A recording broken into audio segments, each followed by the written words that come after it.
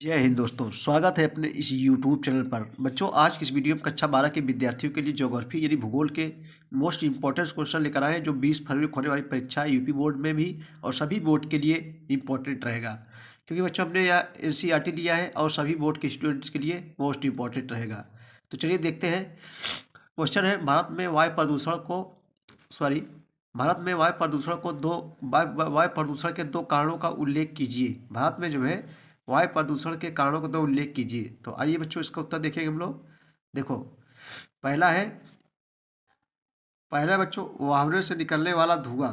ठीक है, भारत में वायु प्रदूषण के दो कारण निम्नलिखित है। नंबर 1, वाहनों से निकलने वाला धुआं। नंबर 2, औद्योगिक इकाइयों से निकलने वाला धुआं और जो है रसायन।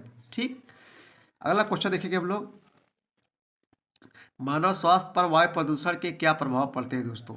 मानव स्वास्थ्य पर जो है वायु प्रदूषण के क्या प्रभाव पड़ते हैं? तो आइए इसका उत्तर देखते हैं। देखो, वायु प्रदूषण के प्रभाव से मानव के फेफड़ा, हृदय, स्नायु तंत्र तथा रक्त परिभ्रमण आदि रोगों का जो है शिकार हो जाता है, जिससे उसका स्वास्थ्य जो है बुरी तरह जो है प्रभावित हो जाता है। ठीक है,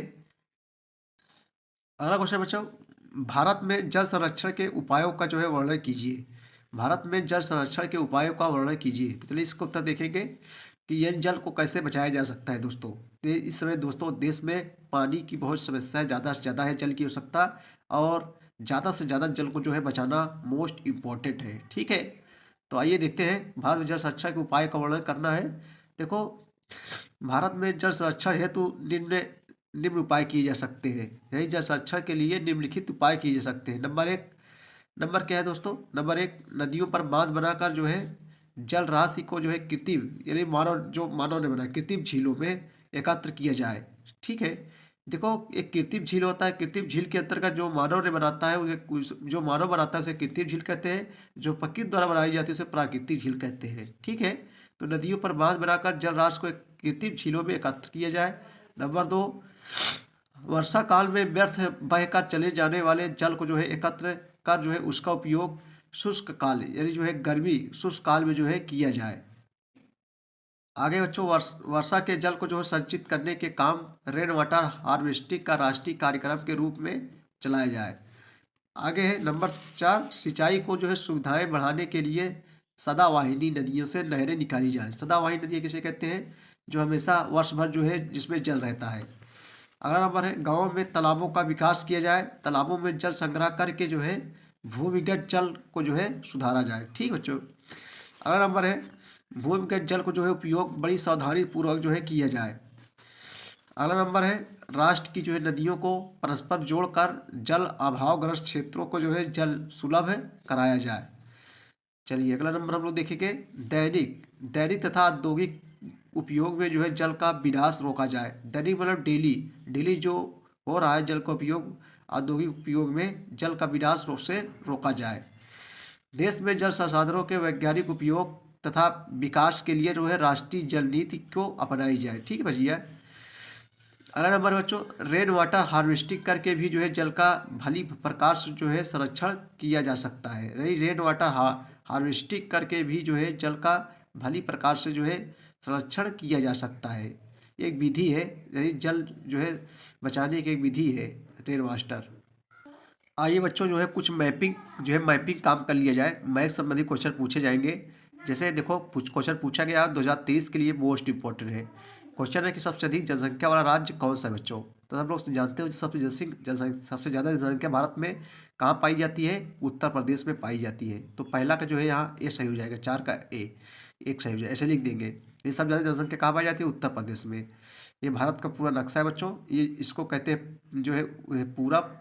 ठीक है, इसे जो है पश्चिम बोला जाता है। इसे जो है पश्चिम यानी बायां हाथ को पश्चिम और दाहिना हाथ को जो है पूरब बोला जाता है, और नीचे दक्षिण, ऊपर जो है उत्तर।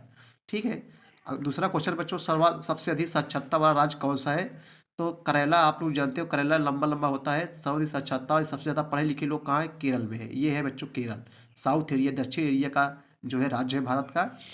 अगला क्वेश्चन है कि जो है इस राज्य उत्तर प्रदेश का 10 लाखी नगर कौन सा है? तो प्रयागराज। तो ये जो है प्रयागराज जो कहाँ पड़ता है बच्चों? ये भी जो है उत्तर प्रदेश में जो है पड़ता है। ठीक है, राजस्थान का एक प्रमुख तांबा उत्पादक क्षेत्र है, यानी राजस्थान का जो है, राजस्थान कहाँ है, ये जो है, ये देखो ये बच्चों, ये जो है राजस्थान है, ठीक है। और खेतड़ी जो है, ये तांबा उत्पादन के लिए ये देखो खेतड़ी, ये यहाँ जो है तांबा निकाला जाता है, ये कहाँ है, राजस्थान में। और इसका क्षेत्र देखो लंबा है, इसलिए क्षेत्रफल दृष्टि से सबसे बड़ा राज्य कौन सा है बच्चों, ये जो है राजस्थान ही है, ठीक है। उड़ीसा का प्रमुख समुद्री पत्तन कौन सा है, पारादीप है, ये देखो उड़ीसा है, ये जो है उड़ीसा है, ये पारादीप है, ये बंदरगाह है, ठीक है। उड़ीसा का प्रमुख पत्तनगाह पारादीप में है, बंदरगाह है, पारादीप जो कहाँ है, उड़ीसा में है। और ये तमिलनाडु है, ये जो है बच्चों आंध्र प्रदेश है, ठीक। आगे देखेंगे क्वेश्चन हम लोग। चलिए अब हम लोग दीर्घ उत्तरी क्वेश्चन देखेंगे। क्वेश्चन है कि प्रदूषण के प्रमुख प्रकारों का जो है वर्णन कीजिए दोस्तों, ये पूछा गया है और 2-3 साल से लगातार पूछा जा रहा है, 2023 में जरूर पूछा जाएगा। प्रदूषण के प्रमुख प्रकारों का वर्णन करना है बच्चों। तो उत्तर हम लोग लिखेंगे, बहुत सरल है, आप लोग लिख लेंगे। प्रदूषण के निम्नलिखित 4 प्रमुख प्रकार हैं, ठीक है। पहला है जल प्रदूषण, नंबर 2 है वायु प्रदूषण, नंबर 3 है भूमि प्रदूषण और नंबर 4 है ध्वनि प्रदूषण, ठीक है बच्चों। एक एक का हम लोग जो है अध्ययन करेंगे। सबसे पहले हम लोग देखेंगे जल प्रदूषण। जल जल को जीवधारियों का जो है जीवन कहा गया है। जीवधारी जिसमें जीव होते हैं, मनुष्य भी आ जाएगा, जब जीव जंतु भी आ जाएंगे इसके अंतर्गत। देखो जल को जीवधारियों का जीवन कहा गया है। शुद्ध और स्वच्छ जल मानव मात्र का अमूल्य प्राकृतिक उपहार है, जो प्रकृति ने दिया है बच्चों, परंतु वह जो है प्रदूषित होते ही नरसंहार के लिए तैयार भी है, ठीक है। जल प्रदूषण के कारण, देखो जल प्रदूषण के लिए निम्नलिखित कारण उत्तरदायी है। नंबर 1, जनसंख्या का तीव्र गति से जो है बढ़ना, यानी जनसंख्या तेजी से बढ़ना। नंबर 2, उद्योगों और नगरीकरण का जो है विस्तार होना। नंबर 3, नदियों के जल में दूषित जल मल मल का जो है मिलना। नंबर 4, रासायनिक उर्वरकों तथा कीटनाशकों का अधिक जो है प्रयोग होना। नंबर 5 बच्चों, मृदा अपरदन बढ़ाना, यानी मृदा कटाव, जल का जो है अधिक मात्रा में प्रयोग में ले जाया जाना। नदियों के जल में जो है पशुओं तथा मनुष्यों का शव जो है बहाना। अगला नंबर है नदियों के जल में गंदे वस्त्र धोना, ठीक है, ये सब कारण है। अब हम लोग देखेंगे वायु प्रदूषण। देखो वर्तमान समय में जल के साथ वायु भी जो है प्रदूषित हो गई है, जिससे वायु प्रदूषण कहा जाता है। वायु प्रदूषण नगरीय औद्योगिक जीवन तथा तकनीकी के अधिक उपयोग का परिणाम है, ठीक बच्चों। पर्यावरण में धूल, धुआं, गैस तथा प्रदूषकों का जमघट वायु को जो है प्रदूषित कर डालता है। वायु प्रदूषण को निम्नलिखित परिभाषित किया जा सकता है। वायु प्रदूषण के बच्चों कारण, देखो वायुमंडल में धूल, धुआं, कोहरा तथा राख तथा भाप का जो है मिल जाना। नंबर 2, कारखानों की विषैली और दूषित गैसों का रिसाव। नंबर 3, जनरेटरों तथा चिमनियों से निकलने वाली गैसें। एसी तथा रेफ्रिजरेटरों से निकलने वाली गैसें। जीवाश्म ईंधनों का जो है प्रयोग। वनों का जो है विनाश हो जाना, ये भी उत्तरदायी है, ठीक बच्चों। इसमें पेड़ पौधों को ज़्यादा से ज़्यादा लगाया जाए। ग्रीन हरित प्रभाव तथा ग्लोबल वार्मिंग, फसलों का जो है अवशेष जलाना। नंबर 6, आतिशबाजी तथा परमाणु विस्फोट, ये सब कारण है। उसके बाद में बच्चों देखेंगे ध्वनि प्रदूषण। देखो पर्यावरण में उत्पन्न होने वाला अवांछित शोर, जो बहुत तेजी से लाउड जिसको लोग बजाते हैं, गाना वगैरह, डीजे वगैरह, ये सब, ठीक है, ये सब ध्वनि प्रदूषण का जिम्मेदार है। पर पर्यावरण में उत्पन्न होने वाला अवांछित शोर ध्वनि प्रदूषण का कारण है। कर्कश शोर जिसका मस्तिष्क पर घातक प्रभाव पड़ता है ध्वनि प्रदूषण कहलाता है। अर्थात विभिन्न स्रोतों में उत्पन्न हुआ जो है असहनीय शोर, जो मानव के विश्राम में बाधा डालता है, ध्वनि प्रदूषण कहलाता है। ध्वनि प्रदूषण को निम्नलिखित परिभाषित किया जा सकता है। देखो ध्वनि प्रदूषण के बच्चों का कारण में क्या क्या लिखना है। देखो विशालकाय मशीनों के संचालन से उत्पन्न शोर, वाहनों तथा वायुयानों की गड़गड़ाहट, ध्वनि जो है विस्तारक यंत्र, तोड़ फोड़ तथा निर्माण की जो है प्रक्रिया, मेले प्रदर्शनियों तथा सामूहिक आयोजन, वाहनों के हॉर्न, कारखानों के सायरन, ठीक है, ये सब जिम्मेदार है। अब हम लोग देखेंगे भू प्रदूषण। भू माने भूमि, जल और वायु को जो है प्रदूषित करने के साथ साथ मानवीय क्रियाओं ने मृदा की गुणवत्ता बिगाड़ कर भू प्रदूषण को जन्म दिया है। भूमि के भौतिक, रासायनिक और जैविक गुणों में आने वाला अवांछनीय प्रभाव ही भू प्रदूषण कहलाता है। मृदा सबसे उपयोगी संसाधन है, जो फसलें उगाकर मानव मात्र को सतत पोषण करता है। प्रदूषित भूमि फसलों को भी जो है प्रदूषण के दुष्प्रभावों से में भर देती है। भूमि प्रदूषण के कारण देखो बच्चों, नंबर 1 है रासायनिक एवं उर्वरकों का अत्यधिक उपयोग जो हो रहा है, नहीं रहा है, डीएपी और ये तमाम एक से एक खादों का उपयोग किया जा रहा है और लोग देसी खाद का उपयोग नहीं कर रहे हैं, ठीक बच्चों, इसलिए भूमि प्रदूषण हो रहा है। रासायनिक एवं उर्वरकों का अत्यधिक उपयोग, भूमि में सीसा, निकिल, पारा तथा क्रोमियम का जो है एकत्रीकरण, मृदा क्षरण तथा भूस्खलन, अम्लीय वर्षा, खेतों को बार बार जो है सींचना, ये सब कारण है भूमि प्रदूषण में। भूमि में दूषित जल, मल तथा कूड़े करकट का जो है एकत्रीकरण करना, ये सब बच्चों जो है जिम्मेदार है। चलो अब हम लोग बहुविकल्पी प्रश्न कुछ देख लेते हैं जो मोस्ट इंपॉर्टेंट है, परीक्षा में पूछा गया बच्चों। निम्नलिखित में से किस राज्य में प्रमुख तेल क्षेत्र स्थित है? बिहार, असम, राजस्थान, तमिलनाडु। सही जवाब यहाँ जो है असम हो जाएगा। अगला क्वेश्चन है कि निम्नलिखित में किस स्थान पर पहला परमाणु ऊर्जा स्टेशन स्थापित किया गया था? कलपक्कम, नरोरा, राणा प्रताप सागर, तारापुर। सही हो जाएगा तारापुर यहाँ हो जाएगा। निम्नलिखित में कौन सा खनिज भूरा हीरा के नाम से जाना जाता है? तो भूरा हीरा के नाम से बच्चों मैंगनीज को जाना जाता है। इसे क्या कहा जाता है? भूरा हीरा के नाम से जाना जाता है। निम्नलिखित में से कौन सा ऊर्जा का गैर नवीकरणीय स्रोत है? तापीय ऊर्जा, जौहरी ऊर्जा, जल विद्युत ऊर्जा, सौर ऊर्जा। तो बच्चों यहाँ जो है खा हो जाएगा तापीय ऊर्जा हो जाएगा। मैंगनीज निम्न में से किस श्रेणी का खनिज है? तो जो है धात्विक है। मैंगनीज जो है धात्विक श्रेणी का जो है खनिज है। अगला क्वेश्चन देखेंगे हम लोग। नेक्स्ट क्वेश्चन बच्चों, ये भी इंपॉर्टेंट क्वेश्चन देखो, मोस्ट इंपॉर्टेंट क्वेश्चन है। भारत के बच्चों में घटते लिंगानुपात के 2 कारण जो है बताइए।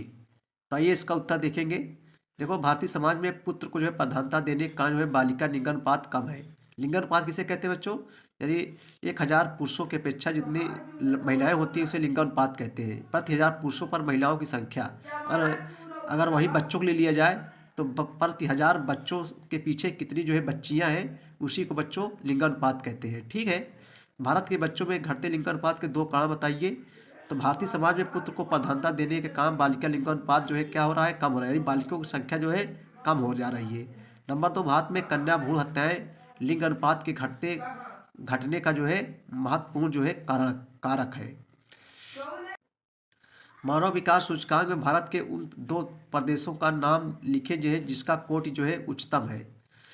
तो मानव विकास सूचकांक में भारत के केरल एवं दिल्ली राज्य की जो है कोटि जो है क्या बच्चों? उच्चतम है। किसका किसका? केरल एवं दिल्ली का जो है। भारत के किस राज्य की साक्षरता 2011 की दर सबसे कम है? इसकी साक्षरता दर भी जो है लिखिए। तो साक्षरता देखो बच्चों, 2011 की जनगणना के अनुसार भारत में बिहार राज्य की साक्षरता दर सबसे कम है जो 63.82% है। आइए कुछ बहुविकल्पी प्रश्न देखते हैं। निम्न में से कौन भारत का दूसरा सबसे बड़ा जो है धार्मिक समुदाय है बच्चों? मोस्ट इंपॉर्टेंट क्वेश्चन है। तो सही जवाब यहाँ जो है हो जाएगा मुसलमान। अब पहला स्थान कौन है? हिंदू। और कौन भारत दूसरा, यहाँ दूसरा पूछ रहा है तो मुसलमान हो जाएगा। निम्न में से कौन सा भारत का सबसे अधिक नगरीय जनसंख्या वाला राज्य है? तो बच्चों खा हो जाएगा महाराष्ट्र। ठीक है, कौन सा भारत का सबसे अधिक नगरीय जनसंख्या वाला राज्य है? तो यहाँ महाराष्ट्र हो जाएगा। 2011 की जनगणना के अनुसार भारत की नगरीय जनसंख्या जो है का प्रतिशत कितना है? तो 31.2%। सही जवाब बच्चों जो है का हो जाएगा। 2011 की जनगणना के अनुसार भारत की जो है नगरीय जनसंख्या का प्रतिशत है 31.2% है। ये क्वेश्चन बच्चों मोस्ट इंपॉर्टेंट से क्वेश्चन जरूर पूछा जाएगा। ग्रामीण और नगरीय बस्तियों की जो है 3 आधारभूत अंतर स्पष्ट कीजिए। अथवा करके देगा, ग्रामीण और नगरीय अधिवासों में अंतर जो है बताइए। तो आइए बच्चों, ग्रामीण और नगरीय बस्तियों के 3 आधारभूत अंतर निम्नलिखित है। नंबर 1, ग्रामीण बस्तियों का आकार छोटा तथा कम जनसंख्या वाला होता है, जबकि नगरीय बस्तियों का आकार बड़ा और सघन जनसंख्या वाला होता है। ठीक है। अगला नंबर, नगरीय बस्तियों के लोग सेवा क्षेत्र में लगे होते हैं, जबकि ग्रामीण बस्तियों के लोग प्राथमिक कार्यों में संलग्न होते हैं। प्राथमिक संलग्न कार्य में होता है, जैसे कृषि हो गया बच्चों, जो कृषि हो गया का जो कच्चा माल तैयार किया जाता है, ये जो है प्राथमिक क्रियाएं होती हैं। और जो गांव के लोग होते हैं, ग्रामीण के लोग ज़्यादा से ज़्यादा कृषि, यानी 75% लोग कृषि पर ही जो है निर्भर होते हैं। ठीक है, आगे देखेंगे।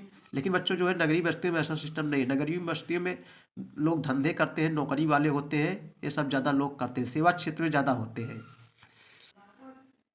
तीसरा नंबर है, ग्रामीण बस्तियों में परिवहन, संचार, शिक्षा तथा अन्य जन सुविधाओं का अभाव रहता है, जबकि बच्चों नगरीय बस्तियों में जन सेवाओं की जो है उन्नत स्थिति पाई जाती है, यानी अच्छी स्थिति जो है पाई जाती है। कहाँ? नगरीय क्षेत्रों में।